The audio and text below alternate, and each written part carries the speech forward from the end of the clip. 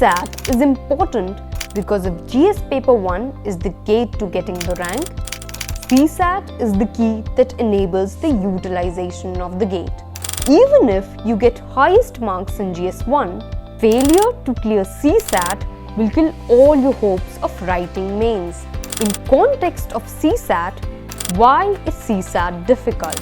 Lack of conceptual clarity, lack of practice, and whatnot. But the real enemy is the anxiety or fear of mathematics. There's an old African saying, if there's no enemy inside, enemy outside can do no harm. How do you overcome this fear? The answer is a simple 3-step procedure. First step is clarity of concepts. Second step is thorough and rigorous practice. This leads to the third and most important step, confidence.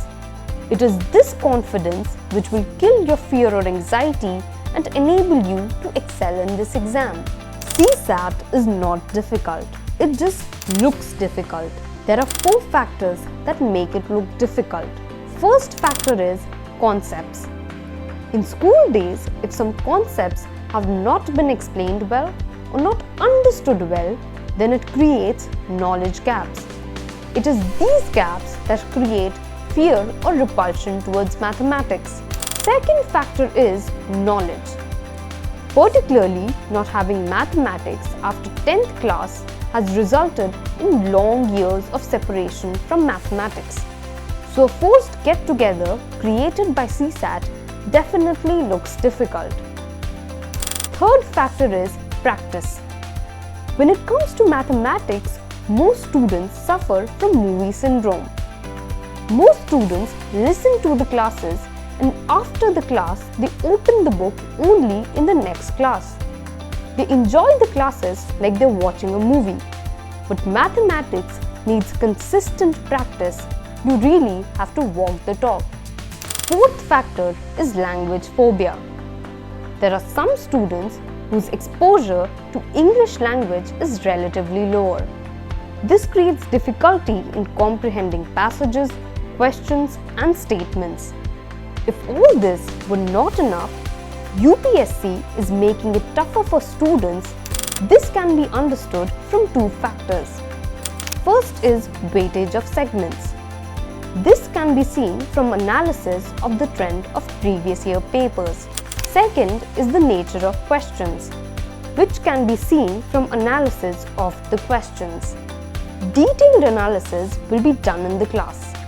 But even from a cursory view, we can clearly see that weightage of basic numeracy has increased. Some segments like decision making have been reduced to almost zero.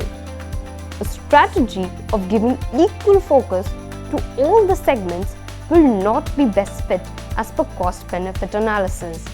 So the strategy for preparing has to be altered to meet the requirement as per the trend of the paper. For analysis of segments, let us take the example of reading comprehension. 4 conclusions can be immediately drawn. There is abundance of passages. That is, the number of passages have increased and number of questions per passage has decreased. So even if the number of questions is similar, time taken to answer those questions has gone up significantly. This creates challenge of time management in the paper. Even the nature of questions has evolved from being direct to deductive. Percentage of inference and assumption-based questions has gone up, which increases the time taken to solve the questions and also increases the probability of getting wrong answers. The options are being intelligently framed to create confusion. This leads to what is called as options dilemma or the 50-50 problem. You are able to eliminate 2 options but are confused between the remaining 2. The language of the paper, the topics of the passages are becoming tough. Both these factors lead to paper becoming lengthy. The nature of questions can be best illustrated from quantitative aptitude. CSAT paper is logic intensive and not calculation intensive. Certain exams like SSC or CAT demand big calculations to be done in a few seconds. but demand of UPSC is that of thinking and problem-solving administrators. That is why the questions are framed in a manner which demand more application of logic. Enough of problems. Let us now look at what can be done to solve these problems. Keeping demand of UPSC CSAT in mind, there were 4 important factors that were considered while designing this course. First is syllabus. This is because sitting with books designed for exams like SSC will not yield the results in this exam. This exam is not like SSC or CAT. It needs a syllabus which is designed specifically for UPSC. Even the questions have to be framed keeping the UPSC questions in mind.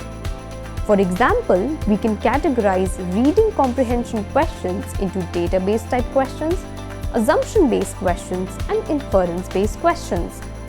The questions from percentages chapters can be categorized into basic or conceptual questions, percentage change questions and successive percentage change questions. So syllabus for each chapter has been crafted specifically for this paper. The questions have been categorized and tricks and concepts have been designed keeping these in mind.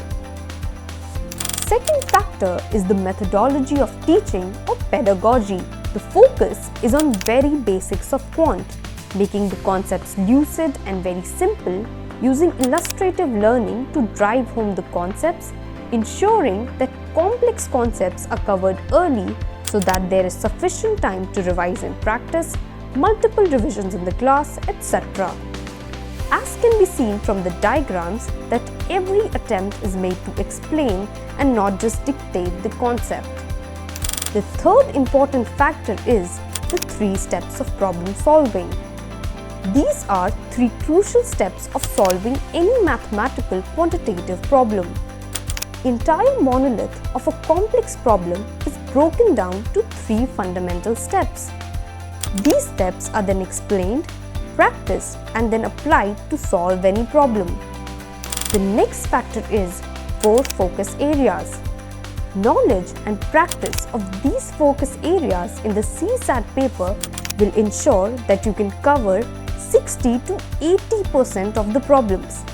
This will enable you to get maximum output with optimized input. So what is it that you get from the course? You get coverage of entire syllabus for CSAT. The course assumes that you are a fresher and begins from very basics. All the concepts are explained and driven into your head, which is guaranteed by multiple revisions. There are enough practice questions per chapter, homework questions and weekly tests. This is followed by 2 complete tests at the end of the course. What end result can you expect? Good score, as the course will enable you to attempt 80 to 90% of the paper. Better time management. All the tricks, practice and concepts guarantee that you can solve more than 60 questions in real time. Confidence. As we had discussed, the real enemy is the fear inside. With all these, you can get enough confidence to overcome that fear and will enter the exam hall with a big smile on your face. This brings us to the CSAT contract. For mathematics, just paying the fees and sitting in the class is not enough. There are some duties which even the students have to fulfill. The things that a student of the CSAT paper must do at his or her end will be discussed when you enter the classes. All the best to everyone.